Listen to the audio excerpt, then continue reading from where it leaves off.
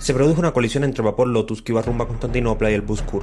El oficial de vigilancia a bordo del Lotus era Monsieur de Mont, ciudadano francés, mientras que los movimientos del bus Kur eran dirigidos por el capitán Hassan Bey. Perecieron 8 ciudadanos turcos a causa de la colisión. El Lotus arribó a Constantinopla el 3 de agosto y el mismo día la policía turca procedió a investigar la colisión a bordo de este.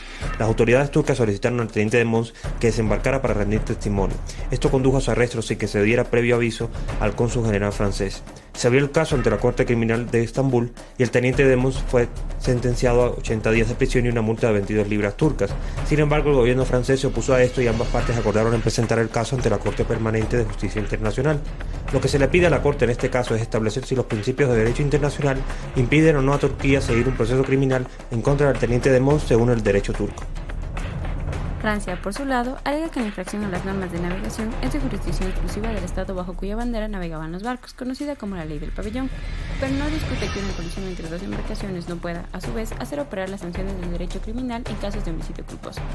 Todas las cuestiones de jurisdicción entre Turquía y las otras potencias contratantes deben ser decididas de acuerdo a los principios del derecho internacional. El gobierno francés alega que las cortes turcas deberían ser capaces de aludir a un título de jurisdicción reconocido por el derecho internacional en favor de Turquía.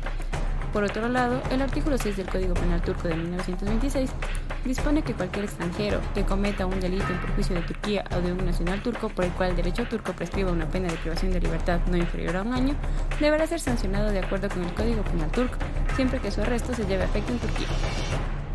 La Corte establece que cada Estado es libre de adoptar los principios que considere mejores y más apropiados. Sin embargo, en estas circunstancias, lo más que se puede exigir a un Estado es que no sobrepase los límites que el derecho internacional pone a su jurisdicción. Dentro de estos límites, su derecho a ejercer jurisdicción descansan en su soberanía.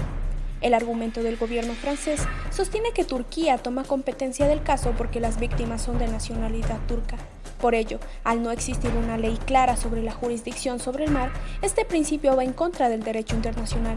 El carácter territorial exclusivo del derecho en materia de jurisdicción constituye un principio que, a menos que expresamente se disponga lo contrario, prohibiría ipso facto que los estados extiendan la jurisdicción criminal de sus tribunales más allá de sus fronteras.